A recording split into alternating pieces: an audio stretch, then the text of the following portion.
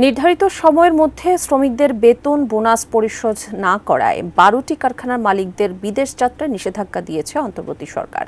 শ্রমিকদের পাওনা পরিশোধ না করা পর্যন্ত বিদেশ যেতে পারবেন না তারা। দুপুরে সচিবালয়ে এক সংবাদ সম্মেলনে একথা জানান শ্রম ও কর্মসংস্থান উপদেষ্টা অবসরপ্রাপ্ত brigadier general doctor M Sakhawat Hossain. Rezon ফয়জের রিপোর্টে বিস্তারিত। ঈদুল ফিতরের আগেই শ্রমিক অসন্তোষ দূর করতে সরকার যেসব উদ্যোগ নিয়েছে, মঙ্গলবার সচিবালয়ে সংবাদ সম্মেলনে সেগুলো তুলে ধরেন শ্রম ও কর্মসংস্থান উপদেষ্টা অবসরপ্রাপ্ত brigadier general doctor M Sakhawat Hossain. Law review কমিটিকে আমি ইনভাইট করেছি। তিনি জানান, আগামী 27 মার্চের মধ্যে শ্রমিকদের বেতন বোনাস পরিশোধ করতে হবে। যে মালিকরা তা করবেন না তাদের বিরুদ্ধে ব্যবস্থা নেওয়া হবে। কিছু ফ্যাক্টরি আছে হ্যাবিচুয়াল, ঈদ আসার আগে তারা পয়সা দেবে না, অথচ তারা নিজেরা গাড়ি চালাচ্ছে, তারা নিজেরা বড় বড় বিল্ডিংয়ে থাকছে, তারা নিজেরা ঈদ শপিংয়ে যাচ্ছে, কিন্তু কথা বললেই বলা তাদের কাছে টাকা পয়সা নেই। তো সরকার তো এই টাকা দেবে না।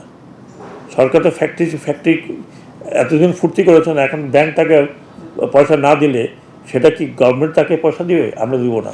অ্যান্টিব্যাকটেরিয়াল অ্যাডিটিভ যুক্ত সেরা ওয়াটার ট্যাঙ্ক বিশুদ্ধ পানিতে ব্যাকটেরিয়া জন্মাতে দেয় না। আমরা বলেছি শ্রমিকদের পাওনা 27 তারিখের মধ্যে যদি না দেয় তাহলে তাদের বিরুদ্ধে যা করার ওটা আমরা করব। I am not going to listen to anybody. নির্ধারিত সময়ের মধ্যে 12টি পোশাক কারখানা বেতন ভাতা পরিশোধ করতে পারেনি বলে জানান উপদেষ্টা। এর মধ্যে 5টি কারখানায় অসন্তোষ চলছে। উপদেষ্টা জানান, এসব কারখানার মালিকরা শ্রমিকদের বেতন বোনাস পরিশোধ না করা পর্যন্ত বিদেশে যেতে পারবেন না। বিদেশে যাওয়া বন্ধ করে দেওয়া হয়েছে। আজকের থেকে ওনারা বিদেশে যেতে পারবেন না। পাওনা পরিশোধ না করা পর্যন্ত দে ক্যানট গো। তারপরে কি হবে সেটা পরের কথা। They have to pay. কোথার থেকে পে করবে দ্যাট ইজ দেয়ার বন্দোবস্ত। গাড়ি বিক্রি করো, না বাড়ি বিক্রি করো, জমি বিক্রি করো। প্রয়োজনে এরকম মালিকদের ঘেরাও করতেও পরামর্শ দিয়েছেন শ্রম উপদেষ্টা। আর শ্রমিক ভাই বন্ধুরা, আমি বলি, আমরা তো আপনার ফ্যাক্টরি চালাই না, আমরা তো আপনার ফ্যাক্টরি থেকে এক পয়সাও নিই নি। আমাদেরকে ঘেরাও করে কী লাভ?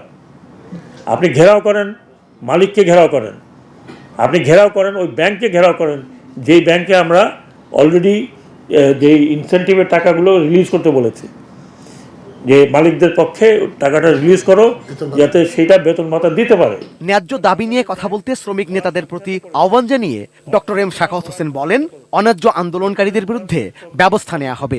অন্যায্য দাবি করবেন তাহলে আপনাদের বিরুদ্ধেও আমাদেরকে শ্রম আইন প্রয়োগ করতে হবে। রেজওয়ান ফয়েজ, এটি নিউজ, ঢাকা।